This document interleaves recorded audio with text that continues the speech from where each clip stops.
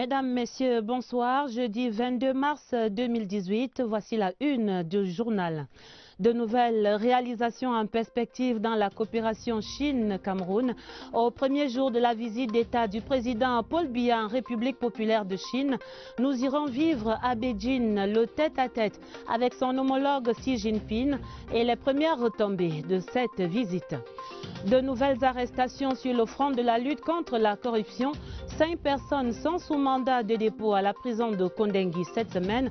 Écho des dossiers à suivre dans le journal. De nouvelles évaluations qui rassurent. Les émissions de la Confédération africaine de football bouclent leur visite d'inspection des chantiers de la CAN 2019 ce jeudi au Cameroun. Premières impressions, ce sera en page des sports. Voilà pour les titres. L'envol de la coopération Chine-Cameroun vers de nouveaux horizons. C'était un accueil des plus relevés réservé à Paul et Chantal Biya et à leur délégation ce jeudi 22 mars à Beijing, au premier jour de la visite d'État du président de la République en Chine. Des attentions marquées depuis l'aéroport jusqu'au Grand Palais du Peuple pour l'accueil officiel par le président chinois Xi Jinping, puis le premier tête-à-tête entre les deux personnalités et la signature de 5 nouveaux accords de coopération. Une première journée, une première moisson riche et dense. Voici le film à Beijing avec l'envoyé spécial Yves-Marc Modzo. Dans l'amitié et en toute confiance, Paul Biya du Cameroun fait son entrée dans l'enceinte du mythique palais de l'Assemblée du Peuple qui a vu défiler des dizaines et des dizaines de dirigeants du monde entier. Le chef de l'État camerounais vient ce mardi 22 mars 2018 à la rencontre d'un ami de son pays et de son peuple, Xi Jinping, président de la République populaire de Chine. C'est la première visite officielle d'un chef d'État étranger depuis le début de l'année 2018. C'est également le premier contact des dirigeants de la classe politique chinoise depuis les 2 sessions de leur Assemblée populaire nationale qui a débouché sur une recomposition en profondeur de l'establishment politique du pays. La relation sino-camerounaise s'est toujours voulue décomplexée, pragmatique et empreinte de respect mutuel. Et voilà près d'un demi-siècle que ça dure. Avec la plus grande solennité, les 2 dirigeants, accompagnés de leurs épouses, Chantal Biya pour le Cameroun et Ping Liyuan pour la Chine, vont commencer par faire davantage connaissance avec leurs délégations respectives. Côté chinois, l'on retrouve dans les rangs les membres du bureau politique du parti au pouvoir, mais également ceux du Conseil d'État. Côté camerounais, cette fois, la suite officielle du président de la République est constituée des membres du gouvernement en charge principalement des secteurs sociaux. Au rang des présences qui ne passent pas inaperçues, celle du tout nouveau ministre directeur du cabinet civil de la présidence de la République, Samuel Mvondo-Ayolo. Sous le regard attentif de la presse internationale fortement mobilisée pour la circonstance, les 2 chefs d'État sacrifient au rituel d'exécution des hymnes nationaux de leurs 2 pays.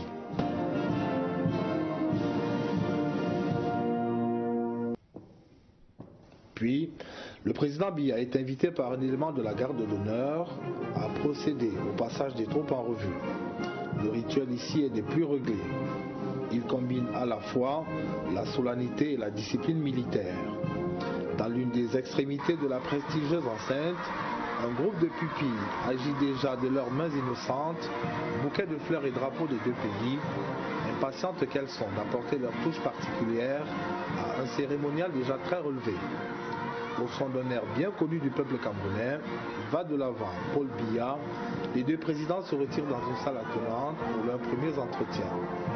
D'abord élargis à leurs suites respectives, ces entretiens vont se prolonger à huis clos. Les prises de parole des 2 présidents donneront à chacun l'opportunité de se réjouir de cette longue amitié qui a été jusque-là très bénéfique à leur peuple. Le 3e tableau de cette première journée de la visite d'État de Paul et Chantal Biya en Chine est celui de la première moisson. Sous le regard bienveillant des 2 présidents, le ministre camerounais de l'économie, de la planification et de l'aménagement du territoire Alamine Ousmane Meh et divers représentants de la partie chinoise procèdent à la signature de nouveaux accords de coopération entre les 2 pays. Ceux-ci touchent à la fois les infrastructures, les ressources humaines et les capacités de production de notre pays. Fort de ces nouveaux acquis, les deux chefs d'État peuvent alors prendre la direction de la salle des banquets où un dîner d'État est offert à l'honneur du couple présidentiel camerounais. Et d'un bout à l'autre de ce séjour de Paul et Chantal Biya au palais de l'Assemblée du peuple chinois, toujours les mêmes égards, toujours les mêmes attentions. De leur côté, les deux premières dames de Chine et du Cameroun ont noué contact, échangeant autour de leur passion commune, l'humanitaire. Comme Madame Chantal Biya, la première dame de Chine, Pen Liyuan, porte de nombreuses œuvres caritatives en tant qu'ambassadeur de bonne volonté. Des convivialités avant la découverte du Grand Palais du Peuple par la première dame camerounaise. L'autre envoyé spécial, Joseph Clément Ongba. Capitale de la Chine, avec sa mythique place Tiananmen, Beijing a su allier tradition et modernisme dans son architecture. L'arrivée ici de la première dame camerounaise, Madame Chantal Biya, aux côtés de son époux, en visite d'État, et ce pour la 4e fois, marque également la profondeur du partenariat avec ce pays, allié de la Fondation Chantal Biya, dans le combat de la première dame contre les souffrances. Lors de la cérémonie solennelle d'accueil, qui commence à 17 h, Madame Chantal Biya suit les équitations avec brio et fidélité de l'hymne national du Cameroun. Puis elle apprécie cette parade des jeunes Chinois. En marche du tête-à-tête, Paul Biya, Xi Jinping, Madame Chantal Biya échange avec la première dame de Chine, Pen Liyuan. Cette dernière est ambassadrice de l'OMS pour la tuberculose et le sida, fonction qui traduit sa fibre humanitaire. De la convergence de vues avec Madame Chantal Biya, Pen Liyuan félicite la première dame camerounaise pour son engagement dans la lutte contre le sida, avec la création en 2002 des synergies africaines contre le sida et les souffrances. Son combat contre le sida est également un cheval de bataille de la Fondation Chantal Biya, dont le secrétaire général Habissou Bidoum assiste la première dame camerounaise au cours de l'audience. À ses côtés, Daka Mpana, épouse de l'ambassadeur du Cameroun en Chine. La première dame de Chine ne cache pas son admiration pour l'œuvre humanitaire de Madame Chantal Biya, dont elle entend s'inspirer. Après ces échanges entre les deux First Ladies, Madame Chantal Biya fait le tour du mythique Palais du Peuple de Beijing. Elle est accompagnée de l'épouse de l'ambassadeur de la République populaire de Chine à Yaoundé. La construction de ce joyau architectural, avec son célèbre auditorium de 10 000 places assises, traduit la volonté de grandeur de la Chine. Défi architectural relevé en moins de 10 mois de travaux seulement. Madame Chantal Biya découvre également une fresque géante représentant le leader historique de Chine, Mao Tse-tung, marchant avec son peuple. Sur l'itinéraire de Madame Chantal Biya également, plusieurs objets d'art, fruits de l'imagination créatrice des Chinois. La Chine qui sera encore, pendant plusieurs années, un partenaire de choix de Madame Chantal Biya dans son immense œuvre humanitaire. Beijing, Joseph Temaumba, CIAP TV. Et la conviction s'impose au fil des ans entre la Chine et le Cameroun. C'est une véritable histoire d'amour marquée par la parfaite intégration socio-culturelle des Chinois qui vivent ici au Cameroun et des Camerounais face aux délices de la culture chinoise. Entre des plats chinois, les soins de beauté et autres produits chinois dans les commerces, la symbiose s'est opérée depuis longtemps déjà. Voici quelques illustrations à Yaoundé dans ce reportage de Daniel Menanga. Monsieur Fan ne veut rien louper de la visite du président Paul Biya en Chine, sa terre natale. Cela fait plus de 20 ans que sa madame Fan et lui sont venus à la conquête des palais au Cameroun. En restaurant, ça commence en 1999. Quand on parle de la cuisine chinoise, on parle toujours nem, du riz canton, du chou, teppanyaki. L'aventure camerounaise dure depuis 10 ans chez Sheng Xiaoling, la fée de l'esthétique made in China, en plein cœur de Yaoundé. On fait le soin esthétique, on fait un peu tout, onglerie, oui, sauna, hammam, tout ça on fait. C'est les nerfs qu'on touche, oui, on travaille sur les nerfs, oui, pour relaxer, pour la douleur, oui, les Camerounais aiment beaucoup. Au quartier Chinga s'est installé l'un des pionniers de l'aluminium au Cameroun. Taiseux ici, on préfère laisser parler les chefs-d'œuvre de la menuiserie moderne. Direction quartier Fouda, le garage chinois ne passe pas inaperçu. Fait de tout, il y a la tôlerie peinture, la mécanique, l'électricité. 100% intégrés, 25 Camerounais sont employés ici.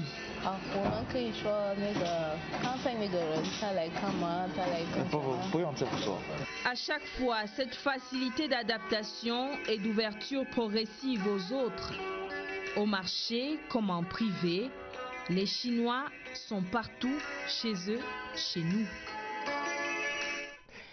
La Chine et le Cameroun, c'est également une assistance médicale à l'œuvre à travers le triangle national, comme ici à l'hôpital de Guider, dans la région du Nord. Là-bas, l'expérience chinoise et l'expertise médicale de ce pays est déployée au service des populations du Mayo-Louti depuis 42 années maintenant. Allons voir sur place à Guider avec Jean Foumargué de Sierre TV Nord. La présence chinoise dans le département du Mayo-Louti date des années 1976. C'est depuis cette époque que des médecins chinois, dans le cadre de l'assistance médicale, apportent des soins aux populations locales dans cet hôpital qualifié d'hôpital de référence. Cet hôpital qui reçoit des malades venus du Tchad, du Nigeria, de la Centrafrique, entre autres. Pour le personnel sanitaire, les fruits de cette coopération qui vont au-delà du département du Mayo-Louti sont salués à leur juste valeur. Le malade est pris en charge. Donc, puisque on travaille dans le même sens. Un avis partagé par le chef d'équipe médecine chinoise. À Guider, je connais beaucoup de choses dans notre équipe parce que ça fait longtemps que je travaille ici. Une collaboration appréciée par le préfet du département du Mayo-Louti. La collaboration est très excellente et le plateau technique est renforcé avec des soins sur des spécialités que nous n'avons pas très souvent dans des centres de santé, dans nos villages. Les populations du Nord espèrent voir cette coopération se renforcer davantage au moment où le président de la République, son Excellence Paul Biya, effectue une visite de travail en Chine.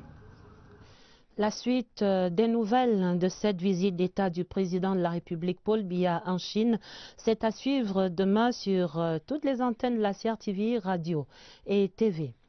La coopération franco-camerounaise également dans l'actualité à travers la conférence donnée hier mercredi à l'Institut des Relations internationales du Cameroun par le ministre conseiller à l'ambassade de France au Cameroun. Thème des échanges, les relations bilatérales franco-camerounaises avec un accent sur une vision commune de la sécurité et du développement. Le compte rendu, Elvire Nina Galima. Comment qualifier la relation France-Cameroun aujourd'hui? La question a alimenté les échanges à l'Institut des Relations internationales du Cameroun entre Philippe Larieux, ministre conseiller à l'ambassade de France, et les étudiants du dit institut. Ce moment de partage, qui s'inscrit dans le cadre du forum diplomatique, vient revisiter et maintenir les deux peuples, la France et le Cameroun, dans une dynamique de cohésion constante à travers les problèmes de sécurité et de développement. Il existe entre la France et le Cameroun un partenariat stratégique, mais pour l'assumer, il faut que nous renforcions nos relations et dans un sens dépourvu de tabous, d'arrière-pensées, de clichés. Pour nous, dans la région d'Afrique centrale, le Cameroun est le partenaire essentiel pour la sécurité et la stabilité de l'ensemble de la région. Les deux partenaires ont pour volonté de faire de cette coopération un modèle d'engagement dynamique vers des objectifs nobles qui visent l'excellence de cette relation bilatérale. La France est un partenaire très stratégique pour le Cameroun. Et c'est normal que de temps en temps, on revisite l'état de cette coopération. Et c'est ce que le ministre a fait avec beaucoup de fierté, beaucoup d'aisance. Et les étudiants de l'IRIC en tirent beaucoup d'enseignements. Moment opportun pour ces jeunes internationalistes qui comptent valoriser cette rencontre dans le cadre des enseignements et de leurs recherches. Continuer d'entretenir cette relation forte et vieille de plusieurs décennies, c'est l'un des objectifs des récurrents échanges de Philippe Larieux et des étudiants. Serait-ce l'autre phase de l'opération Épervier? En tout cas, 5 personnes sont depuis cette semaine sous mandat de dépôt au pénitencier de Kondengui, ici à Yaoundé. Parmi elles, le professeur Bruno Bokolo-Ebe, l'ancien recteur de l'université de Douala, et Louis-Max Aïna-Ouanja, l'ancien secrétaire d'État aux travaux publics. Selon des informations recueillies auprès des autorités judiciaires par notre reporter, ces personnes doivent répondre de divers chefs d'accusation relatifs au détournement de biens publics estimés à plus de 5 milliards de francs CFA. Rodrigue Bertrand-Tcheno. Les arrestations de quelques ex-gestionnaires de certaines entreprises et institutions publiques font depuis quelques jours les gorges chaudes sur les réseaux sociaux et dans les médias. Au tribunal criminel spécial, nous avons eu, à bonne source, la confirmation de la mise en détention provisoire de 5 personnes. Bruno Bokolo-Ebe, ancien recteur de l'université de Douala, Louis-Max Aïna-Ouanja, ancien directeur de l'Institut universitaire de technologie de l'université de Douala, Jean-Pierre Pokem, intendant principal des restaurants de la même institution, Augustin Boudou, chargé de cours à la retraite, et Akuma Ruben Fon, comptable. La bande des 5 est accusée de détournement de biens publics à hauteur de 5 milliards 274 millions 491 620 francs CFA au préjudice de l'université de Douala. De façon détaillée, Bruno Bokolo-Ebe se défendra sur plusieurs fronts. 1. Non-reversement à la CNPS des cotisations sociales. 2. Détournement de biens publics en coercion avec Louis-Max Aïna-Ouanja et Augustin Boudou. 3. Détournement de biens publics en coercion avec Akuma Ruben Fon, l'ensemble à hauteur de 3 milliards 867 millions 311 262 francs CFA. Maintenant, à titre personnel, détournement de biens publics à hauteur de 161 millions 430 437 francs CFA. Quant à Louis-Max Aïna-Ouanja, au-delà de la coercion, il est accusé, à titre personnel, du détournement d'abord de 4 827 861 francs CFA, ensuite de 534 670 240 francs CFA. Lorsque le rôle du TCS annoncera les audiences, l'on en saura certainement davantage. C'est à suivre donc dans l'actualité. Rectificatif à présent, ni éboulement de bâtiments, ni écroulement de terrain hier mercredi à l'école publique des Koudou Briqueterie à Yaoundé, mais une folle bousculade généralisée qui aura coûté la vie à 4 jeunes élèves, blessant de nombreux autres. Au lendemain de cette grave tragédie, l'école reste fermée. Les enquêtes se poursuivent pour préciser les circonstances du drame qui endeuille des foyers.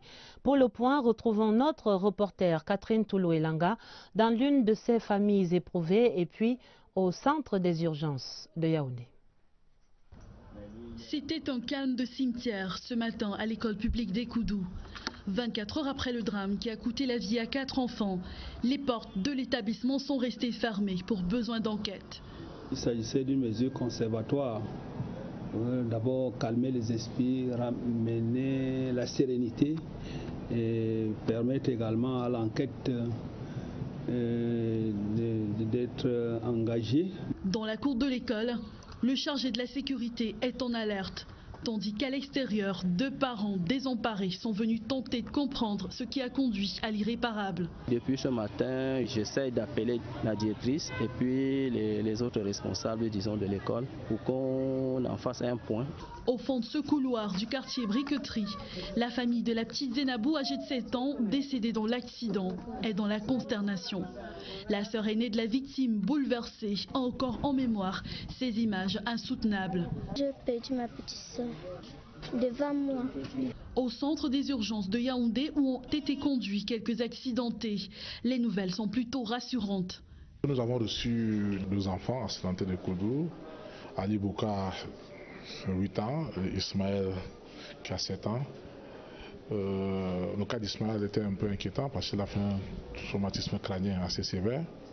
Il est sous surveillance. Je crois que si tout se passe bien, d'ici demain, il pourra être libéré.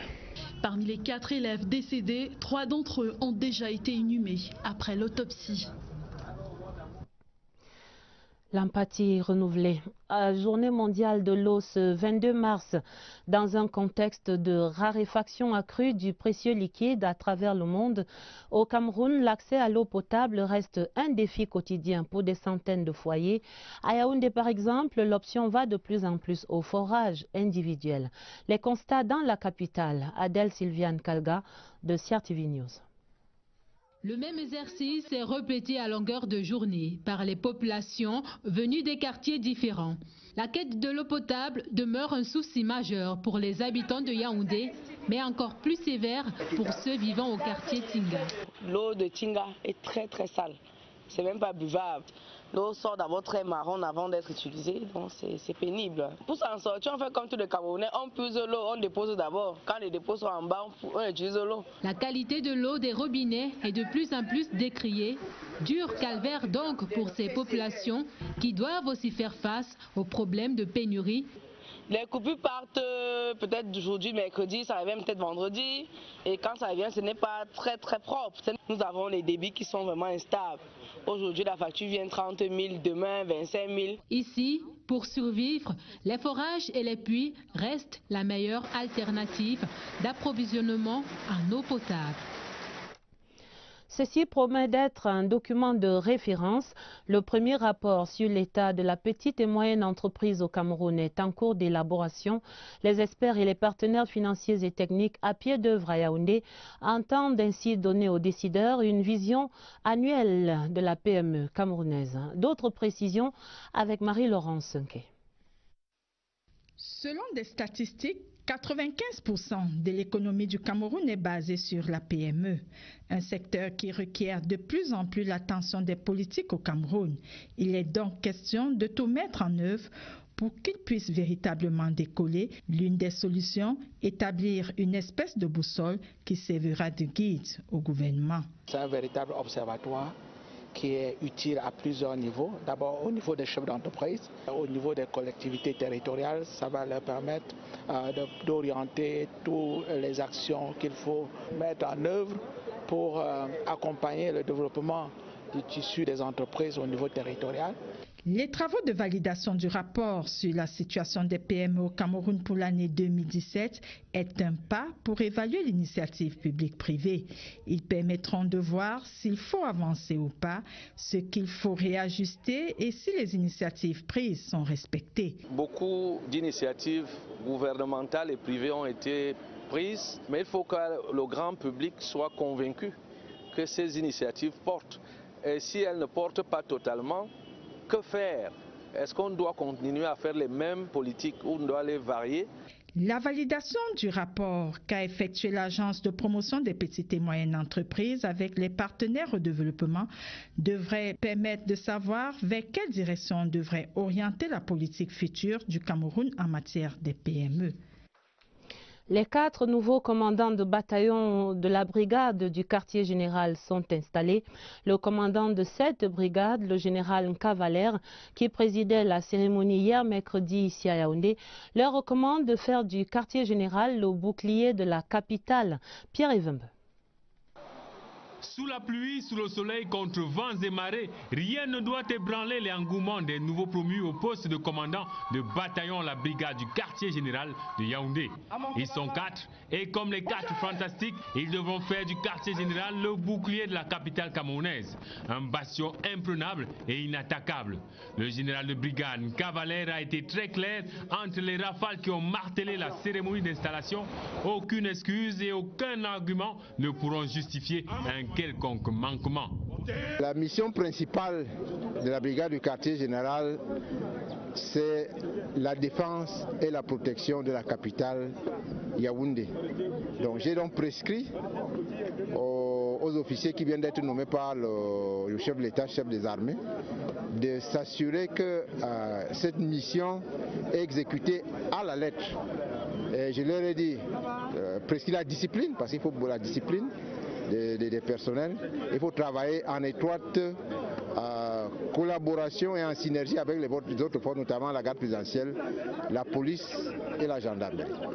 Les différents chefs de bataillon, Bateke Babateke Jean-Pierre, Bengono Magloire, Elone Emane Théodore et Bembe Mesanga Hervé, ils vont désormais veiller sur les zones sensibles, les édifices publics, les personnes et les biens pour que la ville aux 7 collines continue de respirer et de souffler le vent de paix et de sécurité sur l'étendue du territoire national. Les régions dans le journal, nous sommes jeudi, d'abord le sud, pour entendre le son de cloche des chefs traditionnels, tous mobilisés contre l'insécurité et le désordre. Une récente réunion de leur association régionale a donné l'occasion à ces gardiens de la tradition d'appeler leurs fils à la plus grande vigilance face aux forces du désordre et de la division. L'appel des chefs du sud, relayé par Berthe Mbala. Les gardiens de la tradition dans le sud se font aussi sentinelles pour prévenir l'insécurité. Au cours de ce conseil régional et face aux actes de barbarie enregistrés au Cameroun, ils puisent dans leur sagesse et se prononcent. Nous devons rester en éveil, nous devons veiller à ce que ceux-là qui veulent déstabiliser le Cameroun ne pénètrent pas le sud. D'autres questions liées au développement socio-économique de la région sont passées au peigne fin par la même occasion. Les différents projets engagés par l'État camerounais dans certaines localités de notre région créent beaucoup de petits différends, surtout des problèmes d'indemnisation. Nous devons veiller et rassurer nos populations que l'État est là pour nous. Ces préoccupations, c'est l'intime conviction de ces autorités traditionnelles, ne peuvent trouver solution que dans un climat de paix. D'où cet appel pour la culture du vivre ensemble. Nous veillons à ce que tout Camerounais puisse se sentir Camerounais partout. Ils doivent se sentir à Eboloba, à Samalima, à Kribi et à Mbam comme chez eux. Les résolutions de cette rencontre sont remises aux bonnes mains des autorités administratives et à celles des élites de cette région qui doivent tous contribuer à leur effectivité.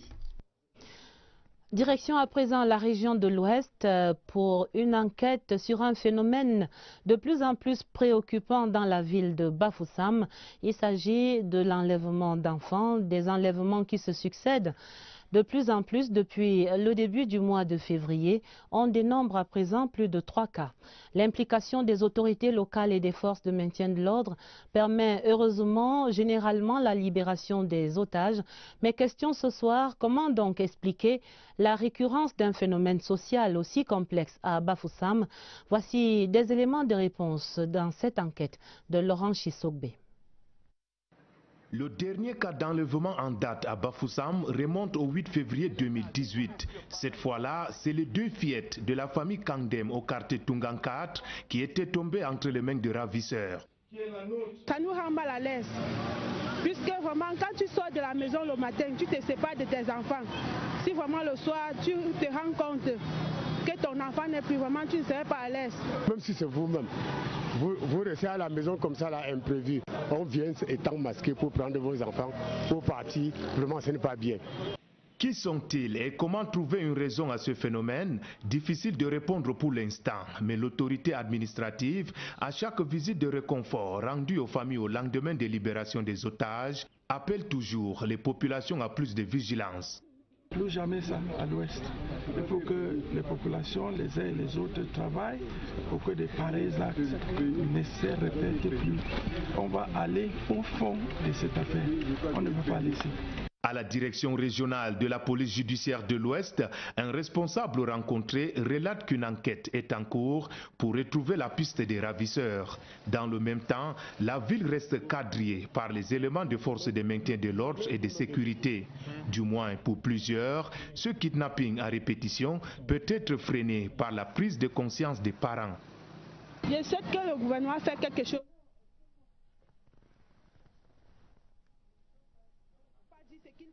Comme stratégie. Nous devons faire attention. L'école, dès que les parents envoient l'enfant à l'école, il faut être prêt aussi à aller chercher l'enfant juste à l'heure.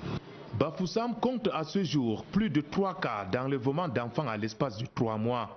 À en croire les uns et les autres, une collaboration certaine entre population et forces de sécurité serait une solution idoine. Et une plus grande vigilance donc. Le dossier du jeudi Mais sur votre table, un menu tout spécial ce soir, les mets traditionnels de la région du centre, très prisés par certains faits gourmets qui finissent toujours par dénicher ces petits coins cachés pour savourer leurs délices. Le circuit de ces mets aux saveurs particulières qui émoustillent les connaisseurs, ces circuits sont dévoilés dans l'enquête que signe Awa Issa de CRTV Centre. Yaoundé, à proximité du lieu du dispensaire Vogada, le carrefour cobaye, dans cette modeste bâtisse bien tenue, les amateurs viennent déguster le cobaye. Les gens viennent à partir de 13h, parce qu'il y a les gens qui viennent tard, 18h, rester là même jusqu'à 20h. Normalement, le restaurant ferme à 20h. Les clients sont à l'aise, les plaintes sont moins. Une trentaine de kilomètres plus loin, nous sommes à Obala, dans une espèce de hangar. Des fins gourmets partent de Yaoundé pour venir réjouir leur papilles gustatives avec un domba d'escargot. C'est depuis 9 ans que je fais les escargots. Donc on casse, étant vivant. Parce que quand on pose au feu, ce n'est plus bon, donc ce n'est plus sucré. Le mieux c'est de casser étant vivant. Après avoir cassé, on nettoie. On lave avec du citron. On rince, après on prépare. À Kondongo, au Bobogo, Vokatangnambala, les amateurs flattent leur palais avec les chenilles, les hannetons, les sciures. Comme un héritage, le secret de la recette se transmet de mère en fille, mais le secret de la cuisson reste bien gardé. Un mets préféré des clients, parce que même si on prépare les autres nourritures, le cobaye ne peut pas manquer. Pour la cuisson, moi je ne peux pas déterminer puisque c'est un secret professionnel. Pour les amateurs, c'est le plaisir qui importe plus. On vous dit bon appétit si vous êtes à table, et puis ces mets et spécialités culinaires rares font aussi les bonnes affaires pour les restaurateurs. Allons donc voir en amont les réseaux d'approvisionnement de ces bonnes adresses avec Achille Zam de CRTV Centre. L'activité de vente des mets rares, escargots, chenilles, hannetons, cobayes entre autres est florissante. Je trouve même beaucoup de comptes sur ça parce que j'ai déjà acheté mon terrain là-bas et construit même. Je travaille ici, ça fait pratiquement 22 ans. Je peux dire que le restaurant m'a fait beaucoup de choses. Ces enfants-là sont déjà grands. Et mon dernier actuellement fait 6e. Ça fait déjà 8 ans que je suis dans la vente d'escargots. Je pars en bourse, pas acheter là-bas, je viens revendre. Des espaces d'élevage et d'engraissage sont aménagés dans les domiciles et les marchés.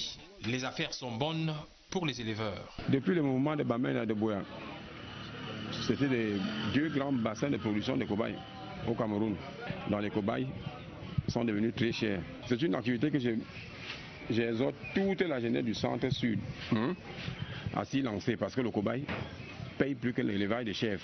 Les mets rares font le plaisir du palais des fins gourmets, mais ils garnissent aussi le porte-monnaie des destinataires du frémissement des papilles gustatives. C'est à base de ça qu'on vit. Les enfants, la scolarité et tout comme ça. Les cobayes, les plats vont de 3 000 à 3 500, ça dépend des grosseurs. Chacun y trouve son compte, sauf hélas les escargots, les chenilles, les hannetons, les cobayes, condamnés à procurer la gaieté au palais des fins gourmets. Reparlons à présent du sommet extraordinaire de l'Union africaine qui se déroulait hier mercredi à Kigali au Rwanda. Les chefs d'État et de gouvernement ont signé là-bas l'acte qui crée la zone de libre-échange continentale.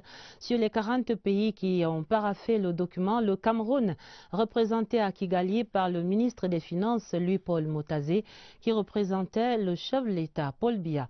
Marie-Laurence Nké présente ici les implications de l'avènement de ce marché commun africain. 44 pays africains ont signé hier l'accord établissant la zone de libre-échange continentale. Le Cameroun était parmi les signataires et l'accord instituant ce qui à terme pourra devenir la plus grande zone de libre-échange au monde. La ZLECAf vise donc à créer un marché commun sans barrières tarifaires ou autres pour les biens et les services.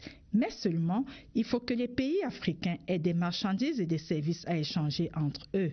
L'Union africaine espère augmenter ainsi de 60% le commerce intra-africain.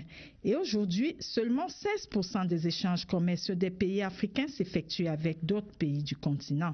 Cela suppose que l'Afrique va cesser d'être le réservoir de matières premières et consommatrice des produits finis fabriqués ailleurs. Elle devrait développer son industrie, être capable de produire son alimentation, réaliser les infrastructures routières, énergétiques, aéroportuaires, pour ne citer que cela.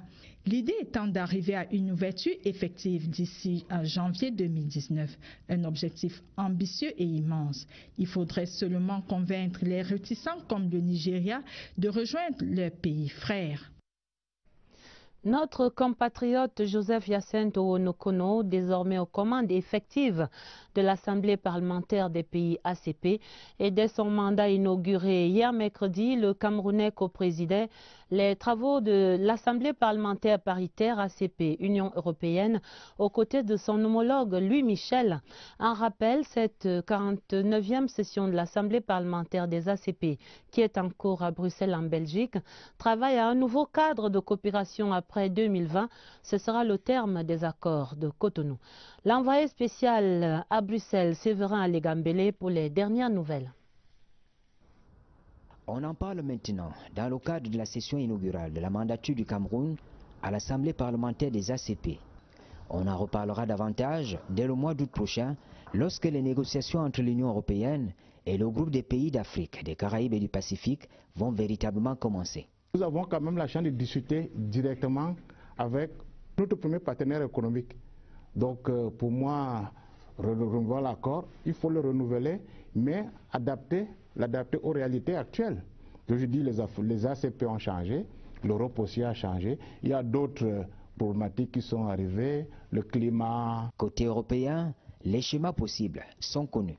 Un des éléments importants, c'est qu'on ira sans doute vers une pilarisation, vers une spécialisation plus grande à l'intérieur de l'accord. Vous savez qu'il y a aussi un débat. Certains pensent que ce serait peut-être bien de faire non plus un accord ACP-Union européenne, mais de faire peut-être un accord Afrique-Union européenne. Le Cameroun, au cours de son mandat de 2 ans, va vivre en tant qu'acteur premier les négociations sur l'accord post-Cotonou. En même temps, il doit travailler pour la suivi de l'Assemblée parlementaire et le secrétariat général ACP à travers la recherche des financements appropriés. La réflexion a conduit le secrétariat à proposer la mise sur pied d'un fonds fiduciaire qui permettra, n'est-ce pas, à temps de pouvoir financer les activités du groupe ACP. Certains pays comme la Papouasie-Nouvelle-Guinée, la Guinée équatoriale ont déjà commencé à contribuer à ce fonds fiduciaire. Dans sa posture actuelle, le Cameroun dispose d'un moyen efficace pour poser sa marque sur la scène internationale. La page des sports est la fin ce jeudi de la 2e visite d'inspection des émissaires de la Confédération africaine de football au Cameroun. C'était pour l'évaluation des préparatifs de la CAN 2019. Dernière étape, le stade du complexe Béac et celui de Lembe à Yaoundé. Premier bilan, Évariste Yenga. L'arrivée ce jeudi de la mission d'inspection CAF au stade de Lembe n'a pas freiné l'activité des équipes de travail. Les milliers d'ouvriers s'activent sur chacun des sites spécifiques. Ici, les fondations de l'hôtel 5 étoiles et le centre commercial. En contrebas, les 2 stades annexes A et B destinés aux entraînements des équipes. Les engins y effectuent encore des remblais. Le stade principal, lui, affiche déjà 3 de ses 4 tribunes. La tribune nord, la tribune ouest et celle du point est. Les éléments préfabriqués sont hissés par des grues et fixés par les ingénieurs. Le visage des voies d'accès se dessine peu à peu au gré des coups de pelle des engins et du martèlement des ouvriers. Seul le stade militaire, 3e stade d'entraînement du site de Lembe, est déjà fin prêt en attente de la compétition. Mfandena est l'un des sites de la CAN 2019 à Yaoundé. Le stade omnisport Amadou Aïdjo, doyen des aires de jeu de la capitale, a refait peau neuve depuis belle lurette et n'attend plus que le coup d'envoi de la CAN 2019. Au stade annexe numéro 1, dédié à l'entraînement, l'on a parachevé les réajustements prescrits par la première mission d'inspection CAF. Les vestiaires et l'infirmerie sont déjà fonctionnels. La vidéosurveillance aussi. L'aire de jeu est entretenue aux normes requises. Mais il y a un problème sur le site de Mfandena. Il y faut encore 2 stades d'entraînement aux normes du stade annexe numéro 1. Sur proposition du comité local d'organisation, une solution a été validée par les inspecteurs de la CAF. Le stade du complexe Beyak et celui appelé annexe numéro 1 en Fandena ont été retenus. Les deux aires de jeu rentrent en chantier sous peu.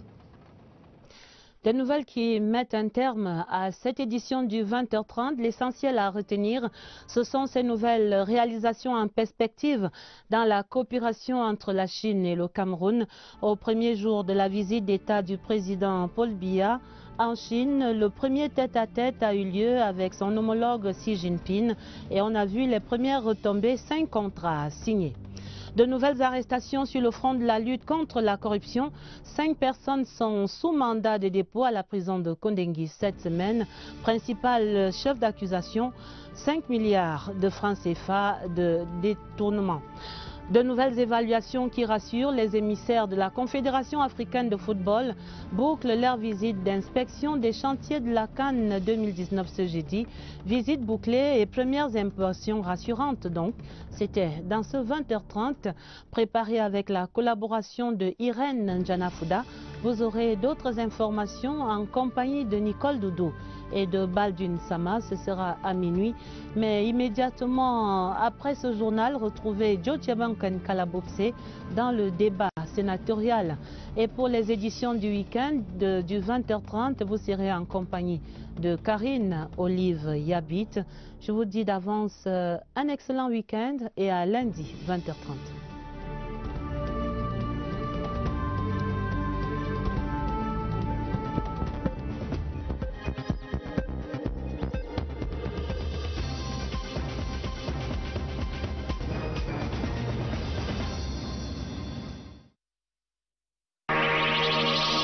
Dans cet hôpital qualifié d'hôpital de référence, cet hôpital qui reçoit des malades venus du Tchad, du Nigeria, de la Centrafrique, entre autres. Pour le personnel sanitaire, les fruits de cette coopération qui vont au-delà du département du Mayo-Loti sont salués à leur juste valeur. Le malade est pris en charge. Donc, puisque on travaille dans le même sens. Un avis partagé par le chef d'équipe médecine chinoise. Je connais beaucoup de choses dans notre équipe parce que ça fait longtemps que je travaille ici. Une collaboration appréciée par le préfet du département du Mayo-Loti. La collaboration est très excellente et le plateau technique est renforcé avec des soins sur des spécialités que nous n'avons pas très souvent dans des centres de santé, dans nos villages. Les populations du Nord espèrent voir cette coopération se renforcer davantage au moment où le président de la République, son Excellence Paul Biya, effectue une visite de travail en Chine. La suite des nouvelles de cette visite d'État du président de la République Paul Biya en Chine, c'est à suivre demain sur toutes les antennes de la CRTV, radio et TV.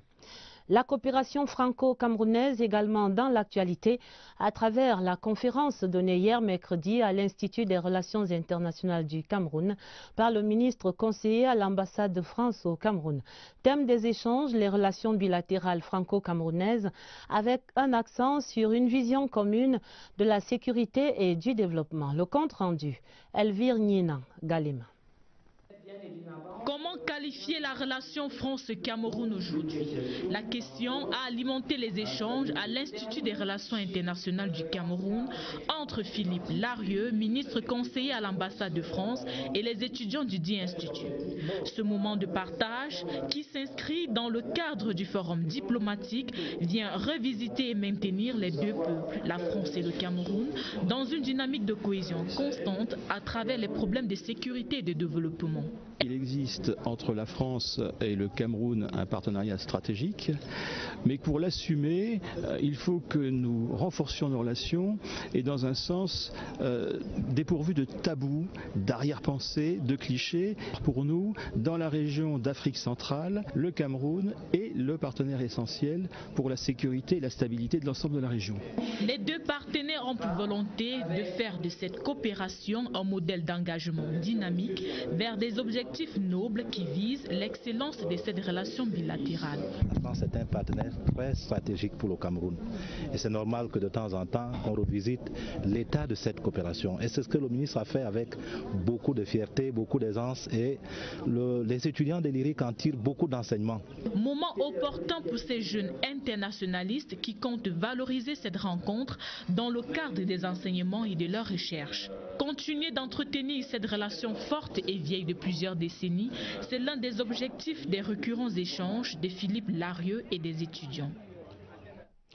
Serait-ce l'autre phase de l'opération Épervier? En tout cas, 5 personnes sont depuis cette semaine sous mandat de dépôt au pénitencier de Kondengui, ici à Yaoundé. Parmi elles, le professeur Bruno Bokolo-Ebe, l'ancien recteur de l'université de Douala, et Louis-Max Aïna-Ouanja, l'ancien secrétaire d'État aux travaux publics. Selon des informations recueillies auprès des autorités judiciaires par notre reporter, ces personnes doivent répondre de divers chefs d'accusation relatifs au détournement de biens publics estimés à plus de 5 milliards de francs CFA. Rodrigue Bertrand-Tcheno. Les arrestations de quelques ex-gestionnaires de certaines entreprises et institutions publiques font depuis quelques jours les gorges chaudes sur les réseaux sociaux et dans les médias. Au tribunal criminel spécial, nous avons eu, à bonne source, la confirmation de la mise en détention provisoire de 5 personnes. Bruno Bokolo-Ebe, ancien recteur de l'université de Douala, Louis-Max Aïna-Ouanja, ancien directeur de l'Institut universitaire de technologie de l'université de Douala, Jean-Pierre Pokem, intendant principal des restaurants de la même institution, Augustin Boudou, chargé de cours à la retraite, et Akuma Ruben Fon, comptable. La bande des 5 est accusée de détournement de biens publics à hauteur de 5 milliards 274 millions 491 620 francs CFA au préjudice de l'université de Douala. De façon détaillée, Bruno Bokolo-Ebe se défendra sur plusieurs fronts. 1. Non-reversement à la CNPS des cotisations sociales. 2. Détournement de biens publics en coercion avec Louis-Max Aïna-Ouanja et Augustin Boudou.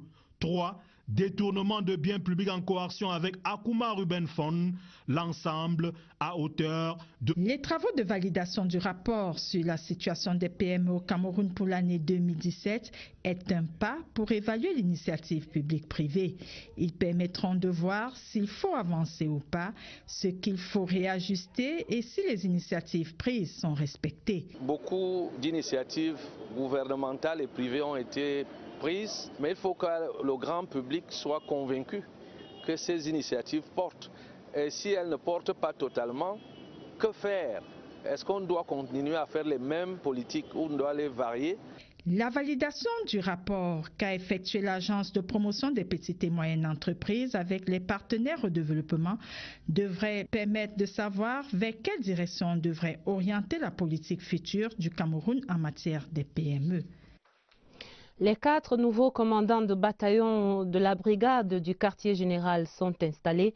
Le commandant de cette brigade, le général Nkavaler, qui présidait la cérémonie hier mercredi ici à Yaoundé, leur recommande de faire du quartier général le bouclier de la capitale. Pierre Evembe. Sous la pluie, sous le soleil, contre vents et marées, rien ne doit ébranler l'engouement des nouveaux promus au poste de commandant de bataillon la brigade du quartier général de Yaoundé. Ils sont 4 et comme les 4 fantastiques, ils devront faire du quartier général le bouclier de la capitale camerounaise. Un bastion imprenable et inattaquable. Le général de brigade Cavalier a été très clair entre les rafales qui ont martelé la cérémonie d'installation. Aucune excuse et aucun argument ne pourront justifier un quelconque manquement. La mission principale de la brigade du quartier général, c'est la défense et la protection de la capitale Yaoundé. Donc j'ai donc prescrit aux officiers qui viennent d'être nommés par le chef de l'État, chef des armées, de s'assurer que cette mission est exécutée à la lettre. Et je leur ai dit, prescrit la discipline, parce qu'il faut la discipline des personnels. Il faut travailler en étroite collaboration et en synergie avec les autres forces, notamment la garde présidentielle, la police et la gendarmerie. Les différents chefs de bataillon, Bateke Babateke Jean-Pierre, Bengono Magloire, Elone Emane Théodore et Bembe Sanga Hervé, ils vont désormais veiller sur les zones sensibles, les édifices publics, les personnes et les biens pour que la ville aux 7 collines continue de respirer et de souffler le vent de paix et de sécurité sur l'étendue du territoire national. Les régions dans le journal, nous sommes jeudi, d'abord le sud, pour entendre le son de cloche des chefs traditionnels, tous mobilisés contre l'insécurité et le désordre. Une récente réunion de leur association régionale a donné l'occasion à ces gardiens de la tradition d'appeler leurs fils à la plus grande vigilance face aux forces du désordre et de la division. L'appel des chefs du sud, relayé par Berthe Mbala. Les gardiens de la tradition dans le sud se font aussi sentinelles pour prévenir l'insécurité. Au cours de ce conseil régional et face aux actes de barbarie enregistrés au Cameroun, ils puisent dans leur sagesse et se prononcent. Nous devons rester en éveil, nous devons veiller à ce que ceux-là qui veulent déstabiliser le Cameroun ne pénètrent pas le sud. D'autres questions liées au développement socio-économique de la région sont passées au peigne fin par la même occasion. Les différents projets engagés par l'État camerounais dans certaines localités de notre région créent beaucoup de petits différends, surtout des problèmes d'indemnisation. Nous devons veiller et rassurer nos populations que l'État est là pour nous. Ces préoccupations, c'est l'intime conviction de ces autorités traditionnelles, ne peuvent trouver solution que dans un climat de paix. D'où cet appel pour la culture du vivre ensemble. Nous veillons à ce que tout Camerounais puisse se sentir Camerounais partout. Ils doivent se sentir à Eboloba, à Samalima, à Kribi et à Mbam comme chez eux. Les résolutions de cette rencontre sont remises aux bonnes mains des autorités administratives et à celles des élites de cette région qui doivent tous contribuer à leur effectivité. Direction à présent la région de l'Ouest pour une enquête sur un phénomène de plus en plus préoccupant dans la ville de Bafoussam. Il s'agit de l'enlèvement d'enfants, des enlèvements qui se succèdent. De plus en plus, depuis le début du mois de février, on dénombre à présent plus de 3 cas. L'implication des autorités locales et des forces de maintien de l'ordre permet heureusement généralement la libération des otages. Mais question ce soir, comment donc expliquer la récurrence d'un phénomène social aussi complexe à Bafoussam? Voici des éléments de réponse dans cette enquête de Laurent Chisogbe. Le dernier cas d'enlèvement en date à Bafoussam remonte au 8 février 2018. Cette fois-là, c'est les 2 fillettes de la famille Kangdem au quartier Tungan 4 qui étaient tombées entre les mains de ravisseurs. Ça nous rend mal à l'aise, puisque vraiment quand tu sors de la maison le matin, tu te sépares de tes enfants. Si vraiment le soir, tu te rends compte que ton enfant n'est plus vraiment, tu ne serais pas à l'aise. Même si c'est vous-même, vous restez à la...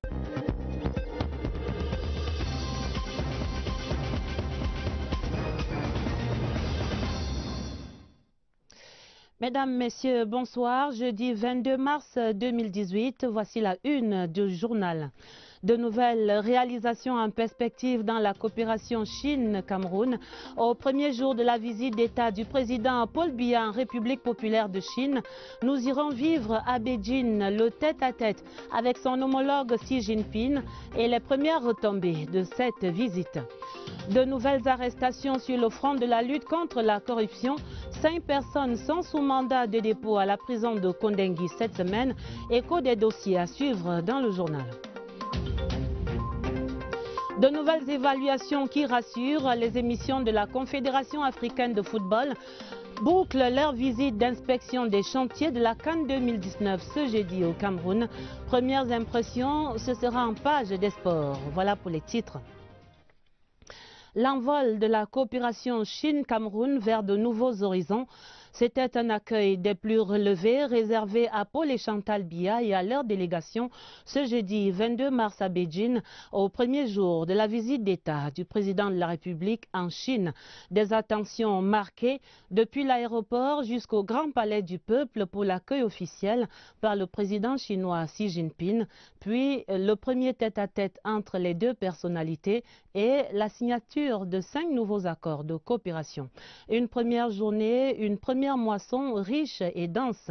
Voici le film à Beijing avec l'envoyé spécial Yves-Marc Modzo. Dans l'amitié et en toute confiance, Paul Biya du Cameroun fait son entrée dans l'enceinte du mythique palais de l'Assemblée du Peuple qui a vu défiler des dizaines et des dizaines de dirigeants du monde entier. Le chef de l'État camerounais vient ce mardi 22 mars 2018 à la rencontre d'un ami de son pays et de son peuple, Xi Jinping, président de la République populaire de Chine. C'est la première visite officielle d'un chef d'État étranger depuis le début de l'année 2018. C'est également le premier contact des dirigeants de la classe politique chinoise depuis les 2 sessions de leur Assemblée populaire nationale qui a débouché sur une recomposition en profondeur de l'establishment politique du pays. La relation sino-camerounaise s'est toujours voulue décomplexée, pragmatique et empreinte de respect mutuel. Et voilà près d'un demi-siècle que ça dure. Avec la plus grande solennité, les 2 dirigeants, accompagnés de leurs épouses, Chantal Biya pour le Cameroun et Ping Liyuan pour la Chine, vont commencer par faire davantage connaissance avec leurs délégations respectives. Côté chinois, l'on retrouve dans les rangs les membres du bureau politique du parti au pouvoir, mais également ceux du Conseil d'État. Côté camerounais, cette fois, la suite officielle du président de la République est constituée des membres du gouvernement en charge principalement des secteurs sociaux. Au rang des présences qui ne passent pas inaperçues, celle du tout nouveau ministre directeur du cabinet civil de la présidence de la République, Samuel Vondoayolo. Sous le regard attentif de la presse internationale fortement mobilisée pour la circonstance, les 2 chefs d'État sacrifient au rituel d'exécution des hymnes nationaux de leurs 2 pays.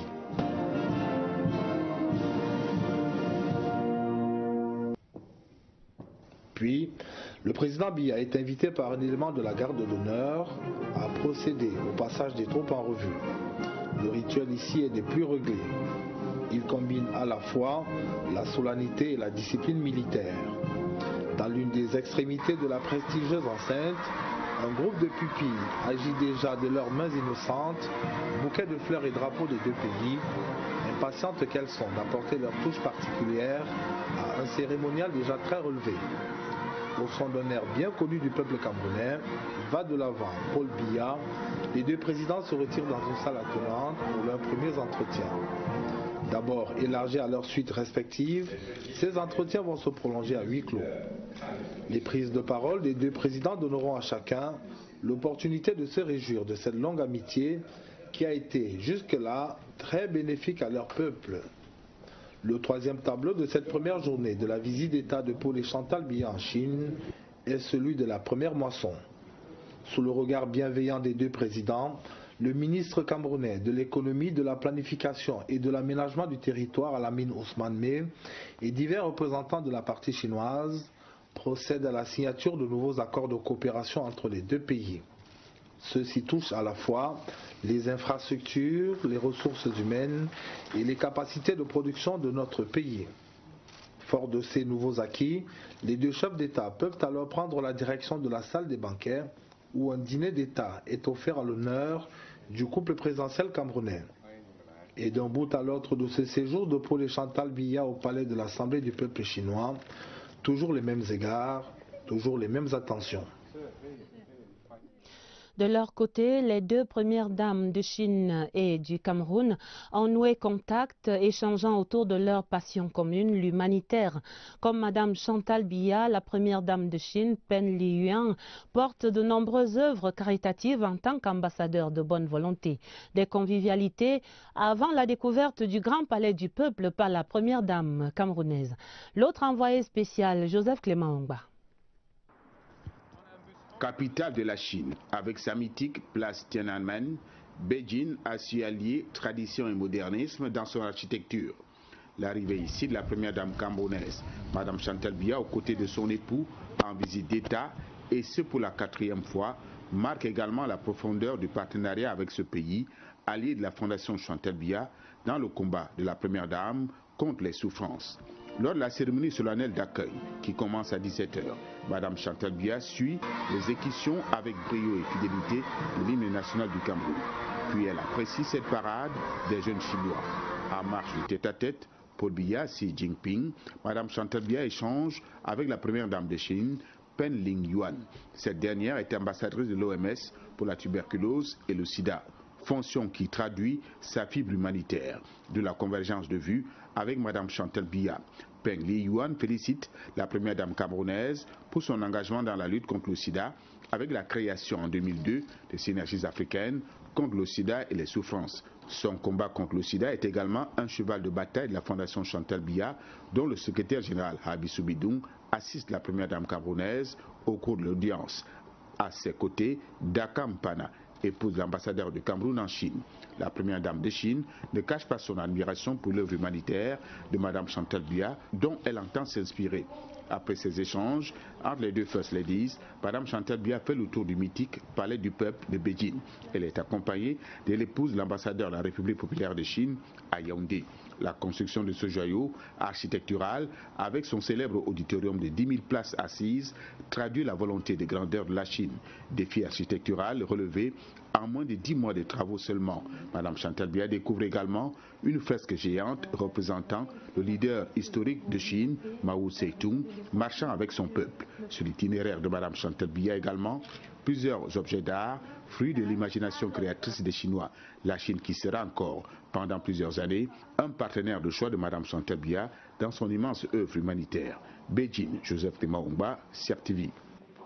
Et la conviction s'impose au fil des ans entre la Chine et le Cameroun. C'est une véritable histoire d'amour marquée par la parfaite intégration socio-culturelle des Chinois qui vivent ici au Cameroun et des Camerounais face aux délices de la culture chinoise.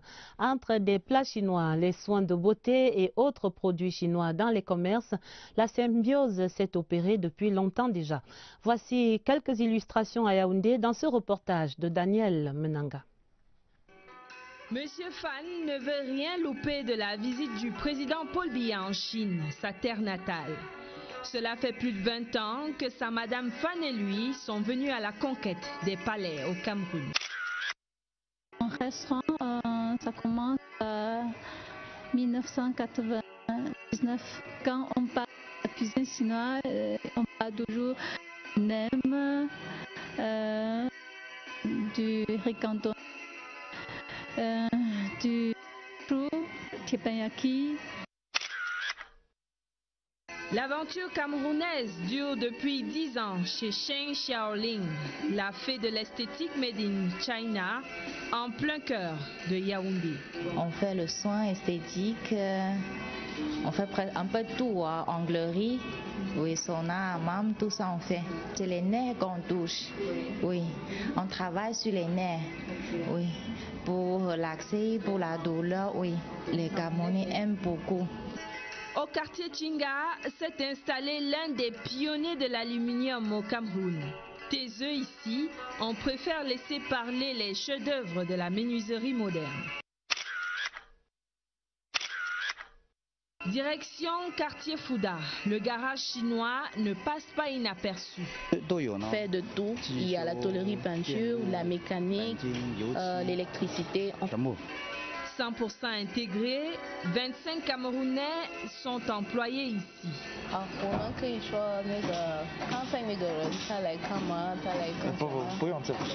À chaque fois, cette facilité d'adaptation et d'ouverture progressive aux autres. Au marché comme en privé, les Chinois sont partout, chez eux, chez nous. La Chine et le Cameroun, c'est également une assistance médicale à l'œuvre à travers le triangle national, comme ici à l'hôpital de Guider, dans la région du Nord. Là-bas, l'expérience chinoise et l'expertise médicale de ce pays est déployée au service des populations du Mayo-Louti depuis 42 années maintenant. Allons voir sur place à Guider avec Jean Foumargué de CIAP TV Nord. La présence chinoise dans le département du Mayo-Louti date des années 1976. C'est depuis cette époque que des médecins chinois, dans le cadre de l'assistance médicale, apportent des soins aux populations locales. De 3 867 311 262 francs CFA. Maintenant, à titre personnel, détournement de biens publics à hauteur de 161 430 437 francs CFA. Quant à lui, Mars Aina Oanja, au-delà de la coercion, il est accusé à titre personnel du détournement d'abord de 4 827 861 francs CFA, ensuite de 534 670 240 francs CFA.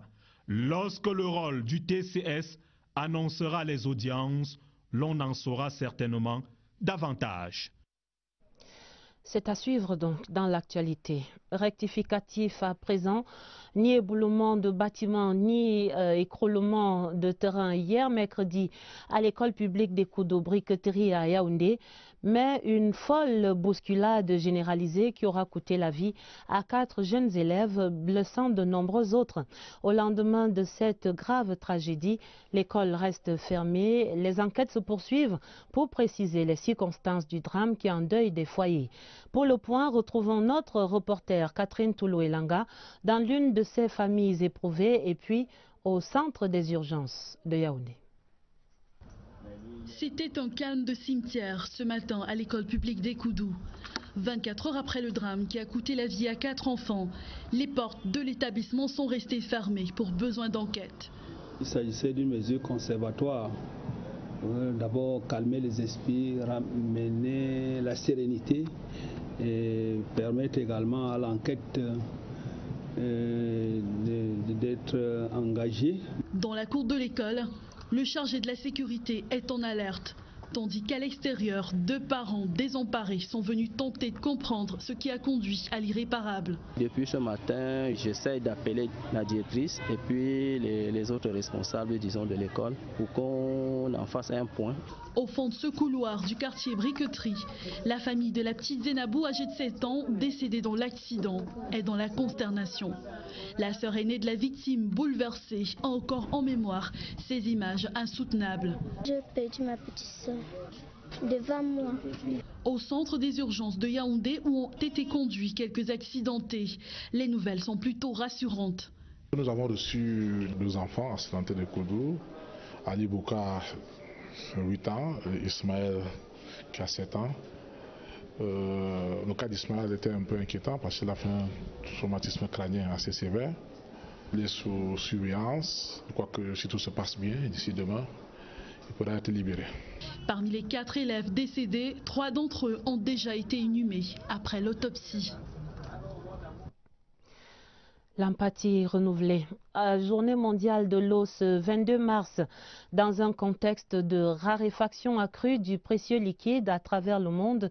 Au Cameroun, l'accès à l'eau potable reste un défi quotidien pour des centaines de foyers. À Yaoundé, par exemple, l'option va de plus en plus au forage individuel. Les constats dans la capitale. Adèle Sylviane Kalga de CRTV News. Le même exercice est répété à longueur de journée par les populations venues des quartiers différents. La quête de l'eau potable demeure un souci majeur pour les habitants de Yaoundé, mais encore plus sévère pour ceux vivant au quartier Tinga. L'eau de Tinga est très sale, c'est même pas buvable. L'eau sort d'abord très marron avant d'être utilisée, donc c'est pénible. Pour s'en sortir, on fait comme tous les Camerounais, on puise l'eau, on dépose d'abord. Quand les dépôts sont en bas, on utilise l'eau. La qualité de l'eau des robinets est de plus en plus décriée. Dur calvaire donc pour ces populations qui doivent aussi faire face aux problèmes de pénurie. Les coupures partent peut-être aujourd'hui, mercredi, ça revient peut-être vendredi. Et quand ça revient, ce n'est pas très propre. Nous avons les débits qui sont vraiment instables. Aujourd'hui, la facture vient 30 000, demain 25 000. Ici, pour survivre, les forages et les puits restent la meilleure alternative d'approvisionnement en eau potable. Ceci promet d'être un document de référence. Le premier rapport sur l'état de la petite et moyenne entreprise au Cameroun est en cours d'élaboration. Les experts et les partenaires financiers et techniques à pied d'œuvre à Yaoundé entendent ainsi donner aux décideurs une vision annuelle de la PME camerounaise. D'autres précisions avec Marie-Laurence Sunke. Selon des statistiques, 95% de l'économie du Cameroun est basée sur la PME, un secteur qui requiert de plus en plus l'attention des politiques au Cameroun. Il est donc question de tout mettre en œuvre pour qu'il puisse véritablement décoller. L'une des solutions, établir une espèce de boussole qui servira de guide au gouvernement. C'est un véritable observatoire qui est utile à plusieurs niveaux. D'abord au niveau des chefs d'entreprise, au niveau des collectivités territoriales, ça va leur permettre d'orienter toutes les actions qu'il faut mettre en œuvre pour accompagner le développement du tissu des entreprises au niveau territorial.